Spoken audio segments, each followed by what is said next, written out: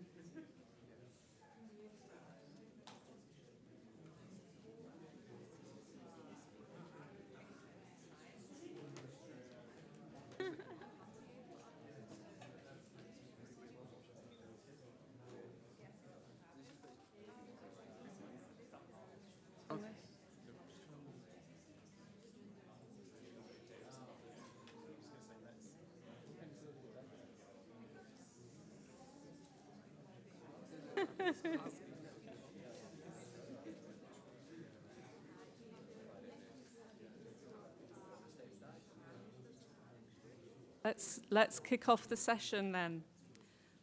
Ladies and gentlemen, good afternoon. It's the last session of the day, so I hope that we can sustain attention through this fantastic session that we have on private finance supporting the net zero transition for buildings. My name is Sarah Kemmett. I lead the Secretariat team for the Net Zero Banking Alliance, and I work at the UN Environment Programme Finance Initiative, where we host the secretariat for that initiative. I'm really pleased to be moderating this session where we're going to hear all about how private finance and a range of different financial institution types are thinking about this transition for commercial real estate, for residential real estate, and also with a focus on emerging markets and how the building sector can move to net zero. So in a few moments, we will have some opening remarks. We'll then have short presentations from 5 panelists and then a brief panel discussion before ending with some closing remarks.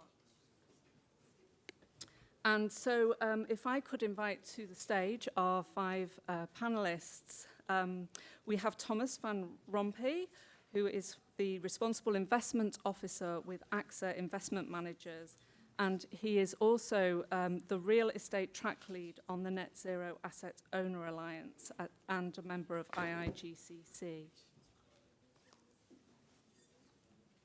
Thank you. We have Tim Broders, who is the Sustainability Lead for Commercial Real Estate at ING Netherlands. We have Dr. Tobias Horn, who is the lead for portfolio management and strategy at Deutsche Bank. And he is also a co-lead of the real estate working group that we have had in the Net Zero Banking Alliance. Next, we have Benjamin Bidabad, who is the ESG analyst at Société Générale, and he is also a co-lead on the Net Zero Banking Alliance real estate working group. And Omid Sabirai, who is the global project lead on green and resilient buildings with IFC, which is part of the World Bank Group. So now we have our panelists on stage. I would like to invite up to the stage Adrienne Horol-Pages, who is the Chief Sustainability Officer at La Banque Postale. And Adrienne is also a member of the steering group of the Net Zero Banking Alliance, and I would really like to thank her for her leadership representing our members in Europe on that very important initiative. Over to you, Adrienne.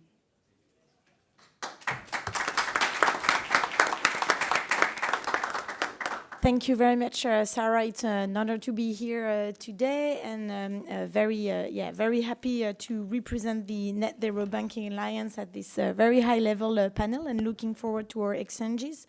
So maybe as an introduction, a couple of words, and to start, I wanted to share with you a couple of facts on the real estate sector, which I'm sure you know about with regard to transitions.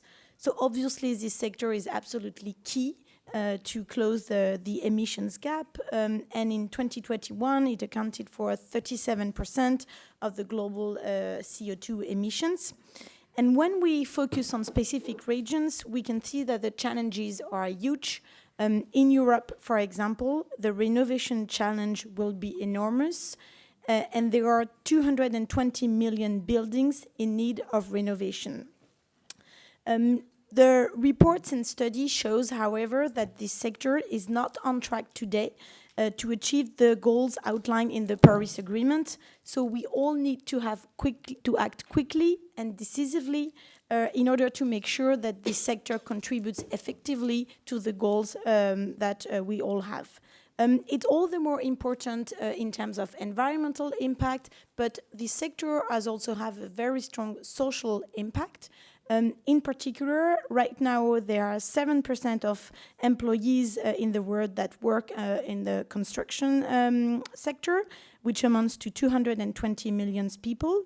And this sector will potentially create lots of jobs as well with regard to renovation and transition. The IEA estimate that up to 30 jobs per $1 million invested could be created in the future.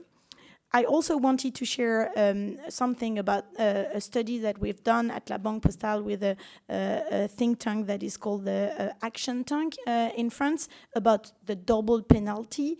And in particular, we realized that there is a double penalty for most fragile people who also happen to live in the least efficient buildings. So in France, for example, at least 621,000 households are not able to pay their energy bills and therefore they suffer from cold in the winter, obviously. And in Europe, 34 million people are unable to afford to keep their homes adequately warm.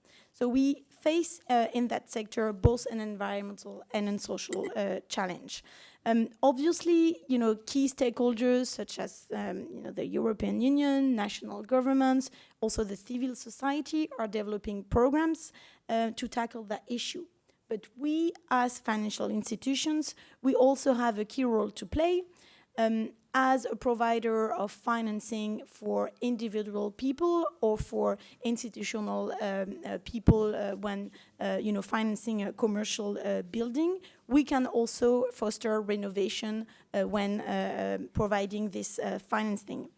Also, as given the central role that the financial institutions are playing in the economy, we also have a great power to really implement the transformation of the whole value chain and making sure that all participants of the value chains are integrating environmental and social impacts in their business models.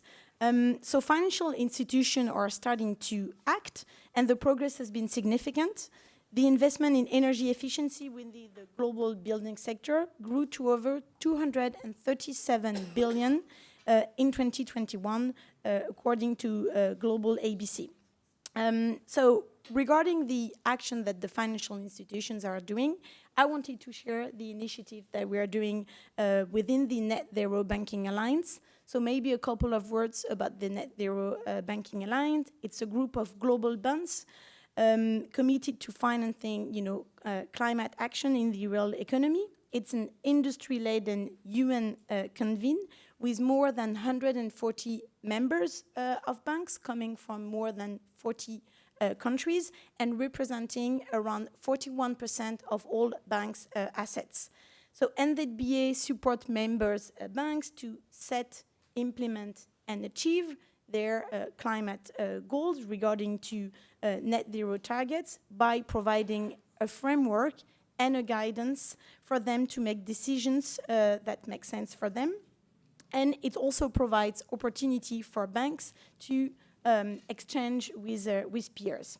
So when banks are joining the NZBA, they are committed to a couple of commitments and 4 main commitments. So the first commitment is aligning or lending and investment portfolios with net zero emissions by 2050, obviously.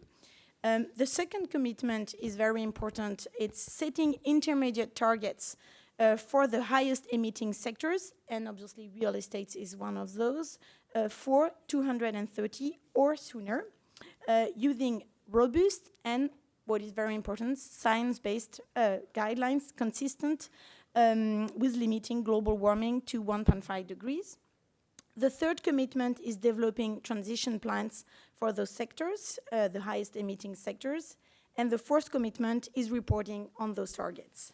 Real estate sector, and I guess our panelists will talk about that, is a very important commitment within the NZBA work. And we have set up a working group and issue specific guidelines on that sector in order to help banks both set their targets and obviously, more importantly, implement them. Maybe just a couple of words as then the Chief Sustainability Officer at La Banque Postale, and an example about how financial institutions can implement those targets. We at La Banque Postale, we have set up an impact mortgage for retail clients. We have an impact score, and we are scoring all the households that our clients are asking us to finance. If the score is high, then the clients get a rebate on the mortgage.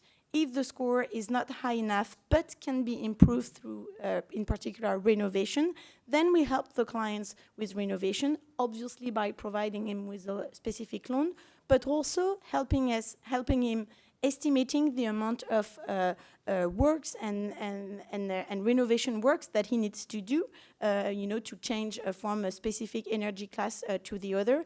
And we also help him getting public subsidies. So that's an example of what financial institutions can do. But obviously, and that will be my closing remarks, we'll still have lots of challenges ahead of us. In particular, we do have a methodology challenge relating to data. So first, obviously, gathering data is still a challenge on environmental aspects in particular. But also the quality of the data is still questionable, in particular to the energy performance of the building. We also need predictable policies to really, fully comprehend the national policies on national net zero transition strategies. And that's why I think such gatherings with, different actors, private actors, public actors are so important. And obviously, we also need to work hand in hand with the main companies in the sector to actually really get the transformation of the whole value chain. Thank you very much, and I'm looking forward to hearing the panelists. Thank you, Adrienne. If I can now invite up to the podium Thomas van Rompuy. Thank you.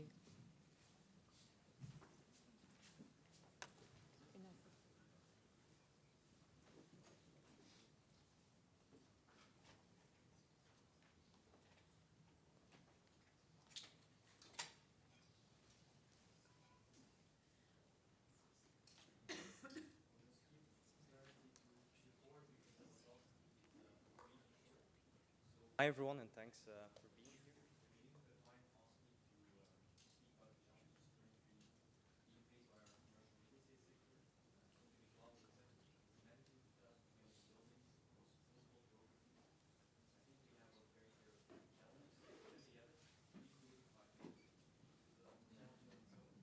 So I'm going to try to do it. I cannot address all of them.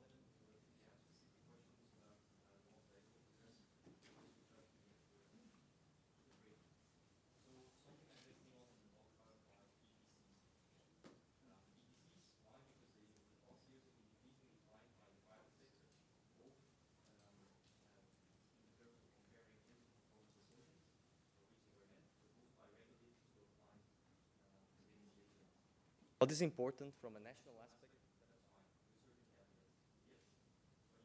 that in international context, it's important not because a building has yeah, sure. Sorry, guys. So it's not because a building has an EPC of A in one region that it will have an EPC of A. Is maybe a better example. Let's say France, if an asset has a EPC C, it's not that it would have a C as well in a different region. It's not only about labeling, it's also about methodology. When we reviewed the methodology underlying EPCs across Europe, we found a lot of other changes or differences between the respective countries. That's why we have high hopes for the EPBD revision, but let's see what finally brought up. Next, I wanted to talk about surfaces. Surfaces, why? Because they are underpinning many of the metrics which are being used by our industry. Whether we're talking about carbon, whether we're talking about energy, all of the attention or a lot of the attention goes to, okay, how is energy or carbon being computed? But we don't talk about surfaces. With surfaces, there can also be significant differences dependent on what methodology is applied. And if you want to benchmark, especially across a portfolio, for example, when doing comparing life cycle assessments, it's important that a standardized methodology is being applied. That's why we are also supportive of initiatives such as LCPI, which use a standardized measurement method such as IPMS2. But I also wanted to mention, and this is resulting from important work done by our development team, is if for an LCA, so life cycle assessment, what do you need? It's environmental product declarations. What we currently see in the market is that there's still not enough data available, but also that the quality of that data is not sufficient, and that can lead to design choices based on the data that we have available. For one product, for example, it can be that it gives you one result, and from another database, it can give you a completely different result. And that is impacting design choices up to today. So we need an increased data availability, and we need an increase in data quality. You can't escape a conversation about real estate anymore, especially in ESG, without talking about CREM. CREM is a tool which is increasingly being applied by the industry, but with its increasing use, there are also certain things which become clear. It is our responsibility as the real estate industry to deliver buildings and to refurbish buildings to become increasingly efficient. But what is important is that we can do our fair share. We can deliver buildings increasingly efficient, but in order to meet our net zero carbon targets, we also need to look at the underlying grid. Because there are certain countries that still have a more carbon-intensive grid in comparison to others, which might start to impact investment decisions in the future. What I also wanted to touch on are district heating networks. So at the start of the energy crisis, we wanted to assess our gas exposure, but also our direct exposure across our real estate portfolios. So we started to look into, okay, what is the energy mix behind our district heating networks which are sourcing our assets? And what we found out at the time, noting that this was in 2022, that there were significant differences from one region to another, and that there was a very high carbon content of certain district heating networks within one region, which is important to be aware of, that the national average can hide significant differences within that respective country, within that respective region. Although the situation has improved over time, there are still significant differences out there. And that's important that not only we from the building sector do our fair share, but also that there's an increase in decarbonization of the underlying infrastructure. What's also important is that in order to do this kind of research, we had to call people, we had to email people. Data is not publicly available. There are limited data sets, so also here an increase in data is important. Knowing that I'm on the 5-minute mark, I'll do my closing remarks. So what I think is important is just, for example, our ESG strategy can be summarized in one sentence: building tomorrow together. I think that can be applied to the entire industry. We need to work together in industry associations, in working groups, to jointly progress towards net zero, because we might get there on our own, but we won't get there as an industry if we don't work together. Thank you. Thank you so much, Thomas. Great to hear an asset owner perspective on commercial real estate. And if I can now invite Tim Broders from ING also to talk about commercial real estate. Thank you. Is this fine? Yeah. Thank you very much, and thank you for the opportunity to speak on behalf of real estate finance. My name is Tim Broders. I'm sustainability lead for the commercial real estate based in the Netherlands. So a lot of my examples will rely heavily on that market. Today, I want to talk about the key challenges and opportunities we see in the commercial real estate market. And we at Real Estate Ref, we have been involved around sustainability since 2015. So first I will look back a bit and show you how we reached our fairly sustainable levels, sustainability levels we currently have. Because if we actively look back, then we can learn for the future. Yeah, so for Ref it all started with 4 key challenges. Big challenges in the market. We saw that in the beginning there wasn't much awareness of urgency. So what we actually did is we took our top clients to the North Pole. So they actually faced climate change at first hand, and they became real sustainability ambassadors to the market, which benefited the entire market, of course. There was also no knowledge on the split incentive, so we work with universities to tackle those challenges and to show insights for the entire market. The third major challenge we faced was that there were no sustainability banking products, so and there was a lack of insight as well. We took those challenges head on, and we offered the market and our clients sustainable banking products, and it is also adding value to retrofitting as well. So that's a huge plus for us in the market. And well, this is a lot of information, but please focus on the green lines. Here you see that our sustainability journey since 2015 has been quite successful. Our portfolio currently consists of 73% of ABC energy labels and plus 50% of energy label A's. And that's all due to sufficient sustainability data. So again, like Thomas said, the availability of sufficient energy data is really important for us as banks. Here you also see that in 2022, we faced some difficulties with our data. So you immediately see a drop in the assets we can allocate to green bonds or climate reports. So again, stressing the fact that the availability of energy data is huge for us. And this is also what I want to address for today as our key challenge we currently face. It's measuring sustainability and talk about uniform targets. There are many targets possibilities. The trick is in comparing those targets, but also the trick is so that the entire market and clients understand those targets, so that everybody knows what we're talking about and dealing with. We found this very hard, and this is the key challenge for us at the moment. I want to conclude with what I think is the biggest opportunity for us as a bank.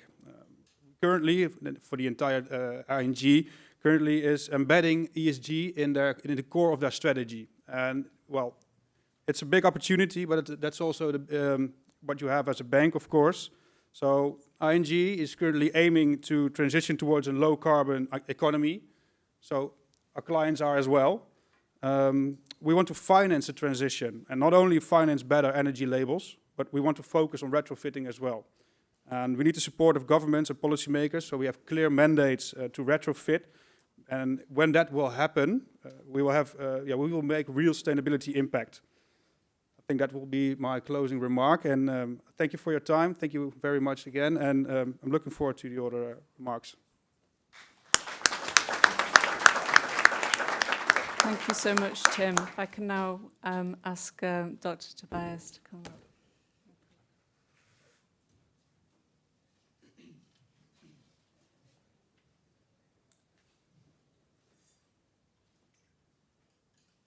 Thanks for having me, and I have to say I have really respect for the work I have seen today and that what you are doing here from a policymaker perspective. Because as Sarah said, we try to set standards, net zero target setting globally based in the NZBA, and there were huge discussion given the different stakeholder and policies which are applied in the respective nations. And so it's always difficult to bring the different views of the countries being implemented together to a common view. But when we look a little bit closer, I have brought with me just one example, because we were looking on our residential real estate portfolio within Deutsche, which is placed mainly in Germany, Italy, and Spain, roughly 1.5 million of buildings. And we have tried to ask ourselves what holds our private clients back to retrofit their buildings. So when you look at that, the products are there. You can make an unsecured loan or you can make a secured loan. That's not a problem. When you look on that, the respective material, building material and stuff is there. So you can retrofit, you know what you have to do, and in the developed countries, you definitely know what you can do. But why they are not doing that? And when you look deeper on that, you have certain barriers where you're not able to come over, where you need the other side to contribute. So you need the private client asking actually for a loan, the private client being convinced to retrofit. And to convince a private client, it's like to talk to your mother or your brother or your friend. It's not everybody is in the same, let's say, period of his life. Okay, I make a retrofit. Because my mom says always to me, hey, come on, I'm too old for that. You as the next generation, you can do it when you move in the building. Then you do it how you like to do it. So we have the challenge to overcome the topic of the client's willingness. And that can be done either with more clear policy setting from your side. And therefore, we are looking forward really to the EPD to being set, though it's motivating by setting standards. Or it can be done by convincing the clients to make something for their grandchildren in order to prepare now for later. But when you do that, you start with the second topic, the knowledge of the client. It's hard on the retail side to have the respected knowledge because you need the craftsmen, architects, and the energy certificates and experts to do that stuff. And when you like to do it, it's more easier and you don't have to underestimate it as also Jeffrey Little said it today, you don't have to underestimate to get the frameworks being placed in execution. So that means actually it's more easier to set standards for building material instead of setting standards on private clients, because when the building material is nearly carbon ready and the respective product heating system is fulfilling that, they will just use it because they don't have the knowledge to use something else, and they will not ask for something else. And the last topic, and that's important also to understand from our point of view, is really don't let anyone behind. When we look on our portfolio, which is a German portfolio mainly, with German inhabitants mainly, 1/3 would not be able to fund the retrofitting by a loan. So that means they won't do it because they would not get the money from a bank. It's not like that we are a developing bank which can say, you have no security, you have no income, you have no wealth. Okay, I have certain safeguards on that, I do it. When we're looking in the private sector, we have to stick to banking rules, and they ask us to deliver securities, the respective capital requirements, as well as certain returns. So when you look on these things, you have either to enable the clients, or you have to look on the buildings how they can get green energy without getting retrofit. That is a other question, how you share the market in the energy sector and how much these weak clients get as free and green energy. All of that, I just can say, when we look on our private client portfolio, the money is there, but we are having some challenges with left-offs behind, and we would like to have a better infrastructure in certain place, and that was also called out today by Roland Roche, who said the infrastructure is partially behind due to the fact that we have not, let's say, we have gas lines before the house, they will use it. If we have district heating before the house, they will use it also.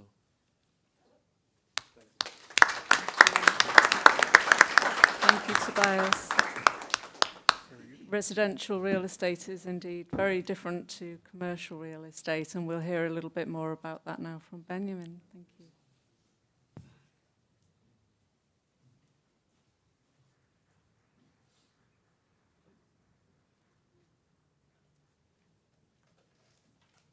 Okay, can everybody hear me? So, hello everyone. My name is Benjamin. I work at Société Générale as ESG data analyst. Also with Tobias, perfect. Thank you. I work with Tobias as co-leads on the UNFFI paper on residential real estate target setting, and I'm here to talk to you about the challenges that banks face in setting their NZBA targets, intermediary targets, in the residential real estate sector. So I think everybody knows this graph. I don't think anybody in this room would say I haven't seen this graph. It's basically the IEA scenarios that tell us how far we are today based on our announced pledges compared to the NZE trajectory that we're trying to reach. So what you see here, the green part, is the ambition gap. This is the gap that we need to fill in order to reach the NZE targets in time. So why is it that residential real estate is a different sector? Why are the challenges different? First, I would like to talk about what are the levers that banks use to align their portfolios. First of all, they rely on client engagement, for example. They can choose clients that already have do not have an environmental plan and engage them to set up targets, to reduce their emissions, and etc.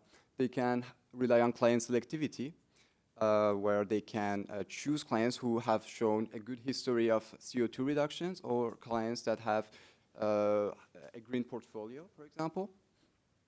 And then we have asset selectivity, which is basically selecting assets that you finance that are already performant or use sustainable fuels and etc. Well, none of these levers really work for residential real estate because we're not working with corporates. We're working with individual people who are living in homes that they have financed through the bank. So client engagement, you cannot ask a client to set targets. You cannot ask a person to set targets. You cannot force them to renovate. That's not something that is possible. Also, banks are responsible for a just transition. So they don't want to finance the richest who can afford the best assets in the market. They are also responsible of financing young couples, students who are for the first time entering the market, and they have very limited resources to acquire their first apartment or house. So client selectivity also is not an option. Then we have asset selectivity.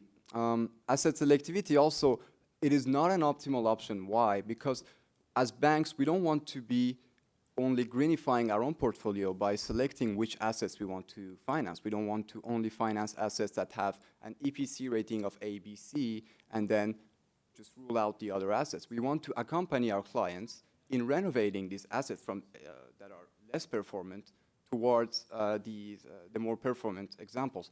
So asset selectivity, again, is not helping in transitioning the path. Residential real estate has also other specific traits that makes it more difficult than other sectors to handle, especially for intermediary targets of NZBA. First of all, the loan maturity dates are much longer in residential real estate. We have we're talking about 25 years compared to commercial real estate that we have an average of 7 years. So banks have to work with what they have in their portfolio right now. They cannot rely on new originations, because that would be only a marginal effect on their whole portfolio. And usually these portfolios are much bigger than other sectors. So with all that said, yes, we talked about long maturity days, excuse me. Then also another question in the residential real estate is that clients have no obligation to report. So there's no corporate reporting, there's no CSRD or anything that would help banks collect information about those. There are EPCs. Some countries like France and UK have implemented EPC databases that help us work with EPC data. But we already know that EPCs have limited accuracy because they're modeled based on regulatory calculations. And what we want to go through is to use actual emission data, because as the smart meters are more and more being taken into homes, and the data collection is being automated, that means that these data are available at your electricity provider, so they could be also used by banks that finance these buildings.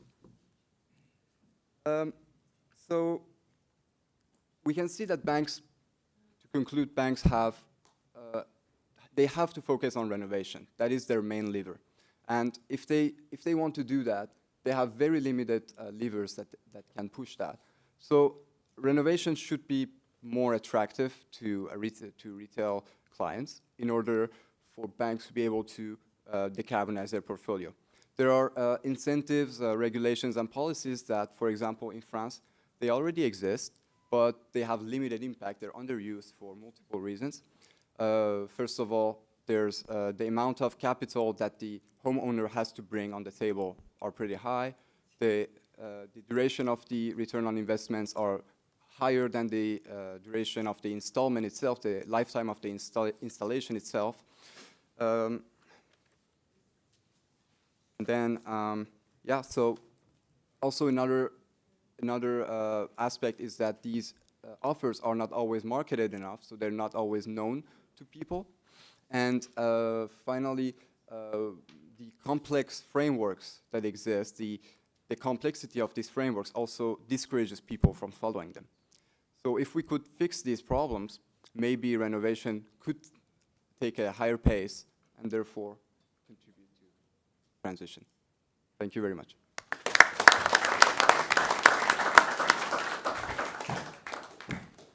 Thank you, Benjamin. So we've now heard quite a lot about commercial real estate, residential real estate, but largely from banks in the developed world. And we now have Omid from IFC to tell us a bit about the situation in emerging markets. Thanks. Good afternoon, everyone. My name is Omid Saberi. I'm the global lead for the IFC's Green Building Program, as well as the Building Resilience Index Program. Very pleased to be here, and it was great to hear the challenges that our commercial and residential real estate are facing here in Europe.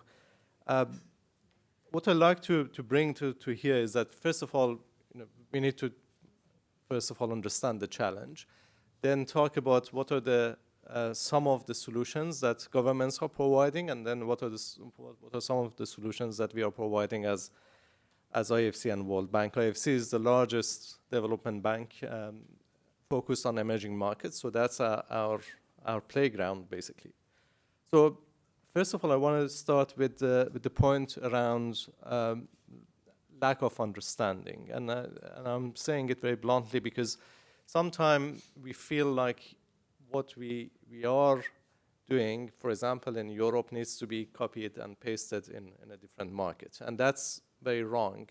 The reason I'm giving you an example, for example, insulation may be a really good solution here in Europe, but it may not be a solution in Indonesia.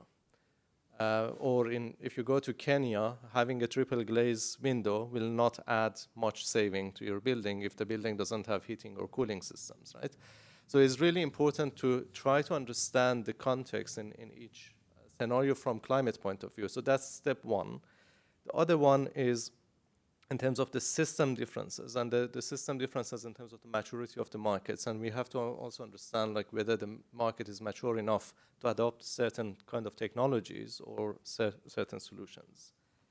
We're also having issue with human capital. So a lot of countries may not have trained engineers or architects, so we have to basically start training and giving them capacity building. What matters when we heard about residential market challenges here, and interesting enough that when you go to many of these markets that we are working in, carbon saving is not on their top of their agenda. What will be top of their agenda is to save on their cost, because these are many of families they cannot pay the bills. So many of families, they are paying 20 to 40% of their income in these countries for their bills, and some of them they even have 12 hours of power cut every day. So you're paying that much for bills, and you're having 12 hours of power cut. So for them, if you go to them and say, let's talk about decarbonization, they will laugh at you, right? They will say, what are you talking about? I can't even pay my bills. So the question there is that how can we change the narrative for them and say, how can I help you to have cleaner electricity, but save on your costs? And if you say, I'm going to save you on your cost $20 per month or $30 per month, that's meaningful for them, and they do that. The other element is that in terms of, so that means that we have to work on lower cost solutions, right? We need to find passive measures, ventilation, and other elements that are not very expensive to install. One good example that I can give you, downtown Sao Paulo has very old office buildings. They are 50 years old. One of our clients came and bought one of these offices with the cost of the land. Basically, they paid the cost of the land. They said this 15-story office doesn't have any value, is too old. They retrofitted that building now to smaller rental housing. And the great thing about that story is that they brought refugees to do the work. They are still working there using all the wood and pieces of the office building to build new cabinets and things like that for the homes.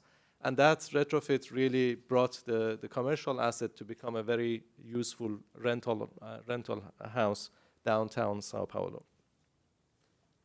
We also have similar examples in Africa that is happening quite helpful. What are the government solutions? Jamie mentioned in the morning some of them. There are countries where they provide VAT reduction. For example, in Colombia, if you buy green building materials, it's VAT free, so a lot of developers are buying those materials. In Peru, you can have extra flow if you build EDGE certified buildings or green certified buildings, so that a lot of builders are building extra flow, but that's the overall cost of greening that building is less than getting the benefits they are getting from the extra flow. We're also seeing lower cost interest rates for mortgages as well as construction finance that really pushed a lot of banks. In Colombia, 6 banks are providing better financing. In Mexico, 4 banks are providing better financing. And these banks, this financing really changed the market much faster than we anticipated. So thanks to the UK government, we have a program called MAGIC program. During that, what it means that we cover the 4% delta between a green building and not green building, that 4%. And with that, a lot of banks are providing financing in Indonesia, in India, in Africa, as well as in Latin America, and that's really started to move the market. And now that that program is in place, other banks are joining and doing it out of their own balance sheets, which is amazing move. We have a program called also a GRIP program, Greening the Real Estate Investment Portfolios. We decarbonize, but we provide financial solutions. We say, we give you a loan, and the loan would be reduced in the rate if you meet certain decarbonization targets within 3 years, 5 years. And that really brought a lot of portfolio owners. Nikita, my colleague, is here. We have been working on many portfolio owners that they have multiple assets, hundreds of assets, to decarbonize the assets. And that's really worked quite well. With the EDGE and BRI system, we have been developing more and more this type of financial solutions as well as technical solutions to increase the program. Last 2 points that I want to mention before I hand it over back to you. One is we have, within the IFC, we have a program called Green Banking Academy. We train the bankers in different countries on what they need to do to provide green financing. And the last one is on taxonomies. A lot of banks in emerging markets, they require us to help them with the taxonomies. And believe me, this is super important because we all talk about decarbonization, we all talk about green buildings, but if you ask each of us what do we mean and you write it down, you will get 200 answers most of them are different from each other. So it's very important for us to understand exactly what we are talking about and write it down and put it in front of the banks and say, if the building has these conditions, then provide them the green finance. And that has been really important in many of the markets. Thank you so much.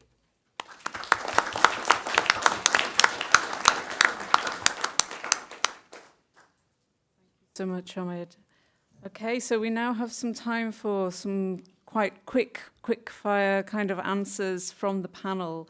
And so we've heard in those presentations a lot of great examples, and we know that the building sector is very fragmented and there's lots of different stakeholders at play here. There's financial regulators, lawmakers, standard setters, private finance, public finance, different types of owners and tenants and different types of buildings. So I think what I'd really like to hear from each of you, if we can just keep answers to 2 minutes, it would be great, to hear what strategies and measures you think would really be the most effective in encouraging the flow of private capital towards greener buildings and this net zero transition of the sector, which, as we've heard all the way throughout today, is massively off track. So starting with yourself, Thomas. Feel your mic. I think I'm done talking about the challenges because I can continue, and I think if I speak to my development colleagues, they can give you an entire book of challenges. But we're not only here for that.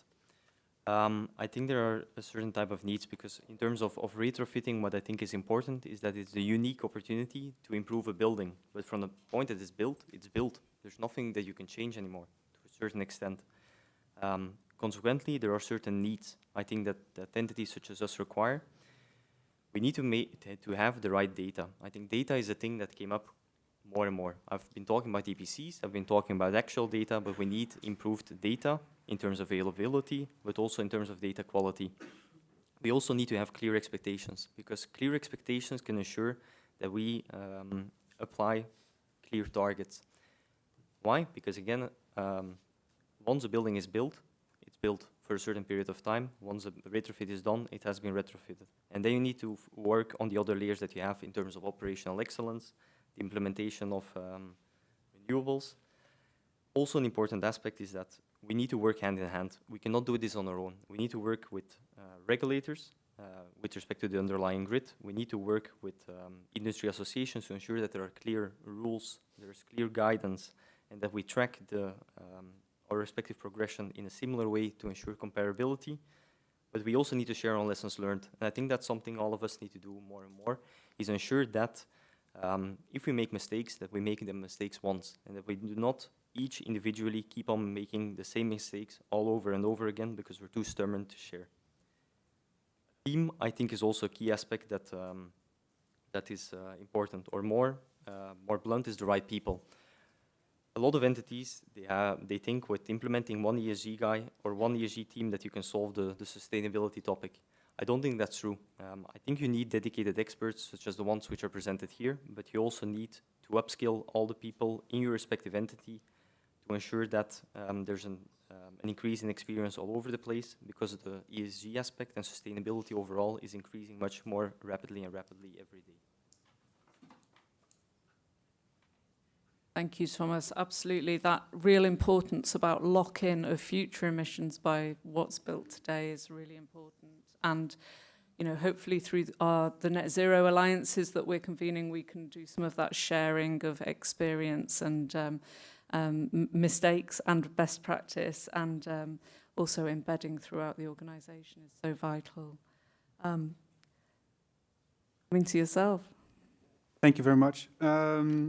If we talk about what would be most effective, it has to be, we need to talk about clear targets and mandates, but especially also to help retrofit existing building stock. I think that's where the key issues are, of course. Well, given the many examples we talked about today, if we do that in the right way, then we also keep in mind the social factor that's at stake. Retrofitting a residential real estate needs to be doable and affordable. But yeah, if we have clear targets and mandates, the capital will follow those rules. So that would be my starting point. And to talk for the Netherlands, in the Netherlands we have strict policies that are in place, and they are working. Clients adapt. We see they use it in their businesses, and they see it as a way to sustaining their business and also to make their business future-proof. So they use that policies and mandates really to embed that in their strategies. I think that would be the most effective way. Thank you, Tim. Yeah, I mean, affordability, I think, is turning out to be one of the real key issues here. Who pays? How much do they pay? And where is their fairness and justice? Bias, what's your view? Actually, I would change my view on the resi clients, because if you ask them individually to solve the problem, they won't solve it. You have to do solutions to make not an individual problem, you have to make it a collective problem, because you can more easier solve that for a certain district instead for each house in the district. And therefore, when you take this different view on especially the residential real estate part, then the way back, maybe on the track, will be hard, because when you look on projects in the real estate area, residential real estate maybe need 2 years, commercial real estate maybe 5 years to being planned and executed. So getting back on the track would mean that first you look really back on the infrastructure. We had the example regarding energy efficient, energy access, 12 hours maximum. But it's not only about energy access, maybe also for electric vehicle and other stuff. It is also about protection. You may need bigger wastewater tubes. You may need bigger electric cables also for the local sharing of electricity, maybe from solar panels. You may need additional digitalization in order to coordinate all these networks. All these questions are infrastructure questions that will not be solved by one person. It just can be solved collectively. And for that, the best way actually is to start also with the public buildings. So the public building sector should not be the sector taken last. It can be also given the lacking infrastructure, providing the infrastructure, so that the residential real estate part. Thank you, Tobias. That's a really interesting perspective around collective responsibility and collective approaches, so people aren't so on their own with these difficult decisions. Thank you. Benjamin, what's your view? Thank you. So in order to have more cash flow in green transition, we need to rethink the way we assess the performance of buildings. Today, the carbon performance is kilograms CO2 per meter squared. That's what we have on the EPCs. Basically, as a person that is investing or financing, I would go towards the ones that have lower kilogram CO2 per meter squared. Otherwise, going towards greening my own portfolio and the better part of gathering the better part of the market. We need to rethink an indicator that follows not the state, but the change of the asset. So how is the asset going to change in the next, how am I improving the market in its total carbon emissions? So we don't want banks to shift towards these green assets. We need banks to finance these brown assets as well. But if we penalize them because they're financing them, because they have intermediary targets in 5 years and they have loans that will last 25 years, then it's kind of a challenge. So they need to be assessed on how much impact they're making by helping renovation, by bringing these brown assets to be better, instead of saying, okay, how much I have in my portfolio right now. That's my view. That's very interesting, and I know in the Net Zero Banking Alliance we do try very much to focus on that real-world impact. It's not about cherry-picking your portfolio, it's actually about helping clients transition and really making that real-world difference, not just transferring the emissions to another financial provider that cares much less about climate than you do. So a great point. And Ahmed, what's your view? I think I can summarize the view in few words. I would start with the word agility. We need to be agile and learn and change fast because we learned about making mistakes. It's fine to make mistakes, but it's not fine to keep making mistakes. So we need to be agile to be able to change and adjust and learn from the market fast. The second one is incrementality. I feel that there is a challenge between perfection and doing nothing. People that you either want to be perfect or you drop everything. I think there is a middle ground, and that's incremental changes, and there's value in incremental changes. We adopt a rule of 80-20, which means that if we are 80% there, it's fine not to be 100% there. And that gives us scale, and that's important. It's better to do a larger portfolio with 80% perfection than do one building with 100% perfection. And that's really one of the elements so that we can increase the impact. So the question is, what is your impact in the overall scenario?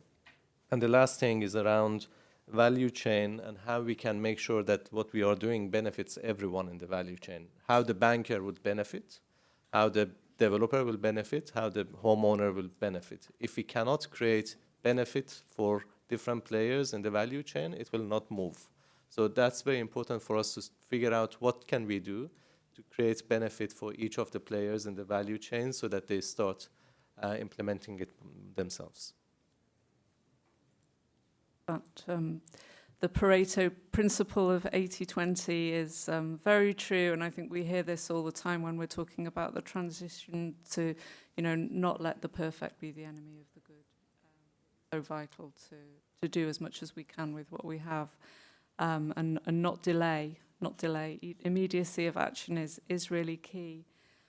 So now coming on to the next question is really to ask you to take out the magic wand here, and if you had it's the magic wand question. If you had one ask of one stakeholder, what would that be? To ask either of policymakers or financial regulators, real economy, other financial institutions, or other stakeholders. But if you had one ask of somebody to really shift the dial on this and get back on track to 1.5 alignment, what would that be, Thomas? On.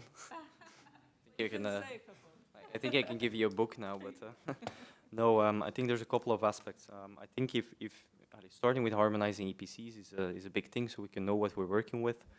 But I think for me, the key thing is data, because our decisions are only as good as the data that we use to make those underlying decisions and the data that we use to set the respective targets.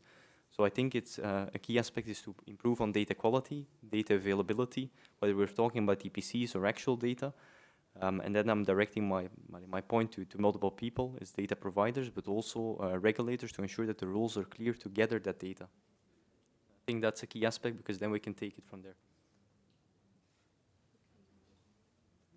It's a great point. Much as everybody really hates a lot of the regulation that's coming out around disclosure and the challenges and the burden that places on organisations, it's the most important thing. And as financial institutions, you're so limited by the data that you can get from your clients. And hopefully in the future, we will be moving to much better, much more granular, real use data around energy. There's no reason why we can't move in that direction if the will's there. Yeah. Tim. Yeah, I have to fully agree with that. If we talk about net zero, then measuring and comparing is key, is crucial. So my main focus point would also be data, and we need to compare targets and building stock. So a big help for me, and Benjamin, you talked about it already, is the actual energy data as well. The energy data is there. We just have to be able to extract it so that we can see what we're really talking about and how we compare. And then we can also really steer on our actual CO2 impact. So that would be my final remark. Please give us those insights. Then that would be a big help. Bias. A little bit look like that we have discussed before what we say on that question. Because when we would look on our portfolio, we have sent out now 1.8 million of letters asking clients to provide their energy efficiency data. So 1.8 million letters, you can imagine the postal fee for 1.8 million letters. What you have been able to do with that money. So the question is really, is a bank the right source of data for the housing stock?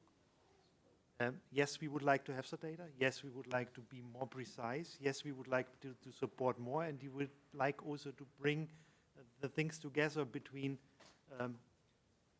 companies doing building material, craftsmen, and financing. Yes, we would like to do that. But there are other opportunities as asking us for the data. Well, I think I can only echo what everybody at the panel said. But I would like to add that if we move from model data to real data, well, in my presentation I talked about levers, that they're very limited. But by doing this, by moving to real data, we're actually unlocking new levers. For example, if you're counting the actual emissions of a household and not the modeled emissions, if your client is a responsible person and decides to consume less, you will see that on your portfolio, so you can sensibilize your clients. That would be a new lever that unlocks when you move to this data. So there are many benefits that come from it that we don't, it's not just accuracy, it's also new ways of transitioning.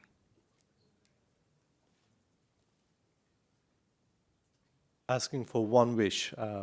First of all, how many people answered your letters?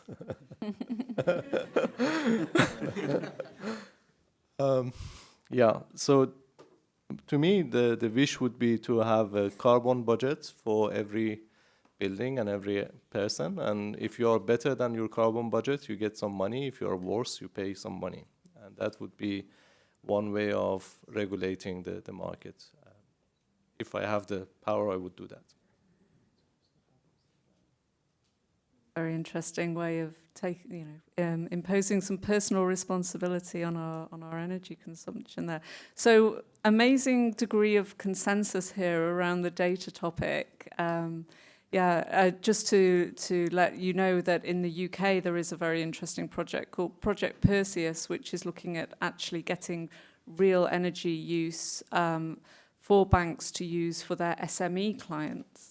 And that's being run by the UK Bankers for Net Zero and Icebreaker One, and they're using the technology around the open banking technology. So maybe there'll be scope to actually broaden that out for retail lending as well, which would be absolutely fantastic. We've got a little bit more time, so if I can take the liberty of doing an additional quick fire question. I think today's been hugely inspiring, bringing together so many different people, institutions, organisations involved in the whole building sector. And it's a great chance, a great opportunity to spend a day really thinking about these issues and how they all interlink. And if I can just ask you to let us know, leaving this event today, what's your top priority going back to your organisation? What's maybe one action that you'll take or one priority that you're going to have for the rest of 2024? And don't all say data.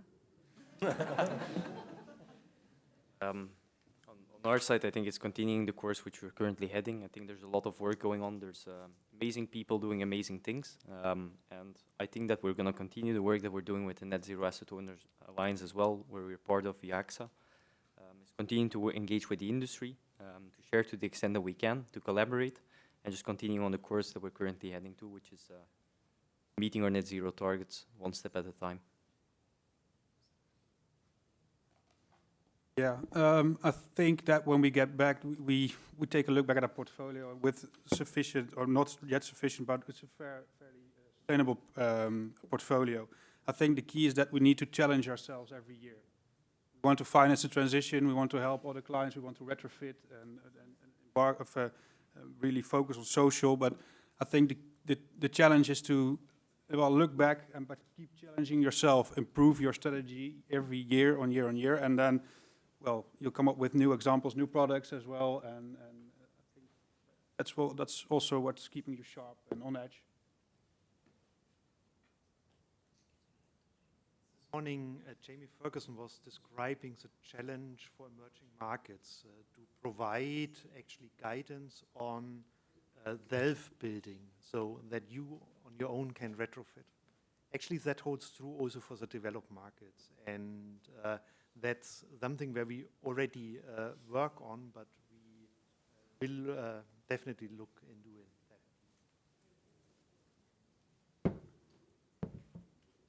I think the last year was for us a very challenge and very learning experience, I would say, to work on our NZBA commitments. And what we're trying to do is to further improve them, further improve our understanding and how we can assess ourselves to be able to be at the same time more accurate and provide better products for our clients in order to fasten this transition. Right, so we have been firefighting on so many fronts, so there are so many pieces that needs to be done, and we need help. But one of the things that we are working on is retrofit. So retrofit of existing buildings. And I feel that we have to kind of wash our eyes and look at it differently, saying that whether we can engage utility companies to do something about retrofit, whether we need to bring a different model of retrofit, or whether we should tackle it through appliances improvements plans, or things that are not necessarily directly retrofit, but indirectly retrofit. And on doing that, we are also working on certain packages. We call them retrofit packages, like light, medium, and deep retrofit packages. And this can be sold through retail. Retail, for example, like a Home Depot in the US, can sell those packages with specific contractors that they can install them. And it can be financed through the retail, so that it makes it much easier for the homeowner to take it on, rather than a process that you say, leave your home for 1 year, let your home to be deep retrofitted, and then come back after 1 year, and they're like, my grandmother would never do that, right? So we have to find solutions that are fit for purpose and easy to implement in different levels, depending on the needs of the owners. So those are some of the elements on our books.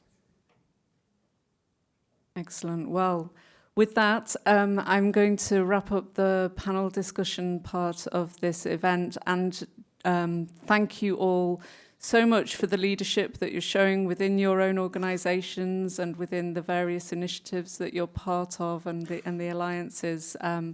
It's really, really valuable to have such experts here to share the insights that you've gained through the work that you've done so far, and I wish you all the best of luck with the work going forward. So please join me in thanking the panel. Thank you.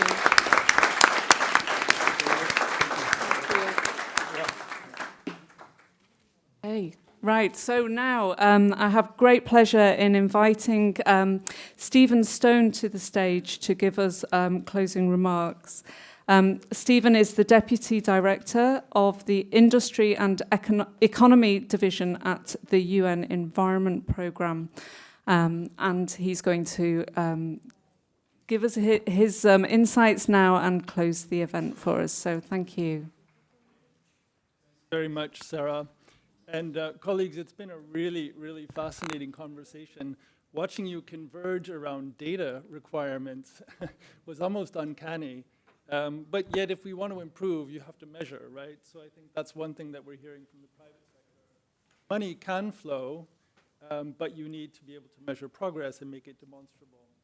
I was very pleased to see IFC on this panel in particular. Thank you very much for joining. And I understand, Jamie, you're in the audience as well somewhere. Good to meet you in person after many video conferences. I think for UNEP, partnering with IFC is tremendously important. UNEP is an environmental organization, but honestly, at this point in time, the environment has become material. We know about climate change, we know about pollution, toxicity, nature. It is material. We've been saying that for a long time. And with partners like IFC, and like the different banks that you represent through the Net Zero Banking Alliance, we're starting to make progress. It's difficult. We have to make the case. We have to convince our families, our grandmothers, the whole different constituencies that we face. But that's how we make progress. So, and I think today, here in France, we are seeing a lot of progress because we're actually seeing leadership as well. Here in France, we had the climate agreement in 2015. This year, we're seeing the Forum on Buildings. And if I had to encapsulate, 3 or 4 things from the conversation, I was thinking, Sarah, how would I do this? Essentially, I would group them around the 4 or the 5 Fs. And I say F because of forum, because we're in the buildings forum. But the first F, focus. We need relentless focus. Because the problem is fixable, but we need to keep our concentration. Second is finance. That's self-evident. And I heard today the money is there. I heard last week, I was at UNEA, the UN Environment Assembly, $400 trillion worth of assets that are out there in our global economy, but are they being deployed in the right way? So how do we actually make the money flow? And today we heard some very concrete examples about how finance is deployed. Third F, frameworks. Many of you mentioned the policy frameworks. Without the policy framework, we don't get the innovation. We don't harness the entrepreneurs who are out there ready to make the markets work. But the government has to do its job as well. Frameworks. The fourth F to me, let's check my notes because I want to make sure I don't get this wrong, is fora. It's actually fora. It's convening partners across a value chain as complex as building. I think I was talking to you, Dominique, before this event, and we said buildings is so obvious, it's so tangible, it's so simple. We all need to live somewhere. And yet when you think about the complexity of systems that converge in buildings, it's actually amazing how complex it is. And then shifting those decisions around buildings is also incredibly complex. So fora means convening across different groups, different stakeholders, finance, policymakers, and those who can actually fix the problem. And the fifth and the final F, want to take a wild guess? Leadership. Leadership, actually, because we're here today in Paris in the name of France, it is leadership, though, because without leadership, and not just from governments, entrepreneurs, the private sector, courage, conviction, this is how we will create change. Thank you very much, Sarah. Thank you for convening us. Thanks to all of the members of the Net Zero Banking Alliance, to UNEP Finance Initiative, to our partners at IFC and around the world for being with us today.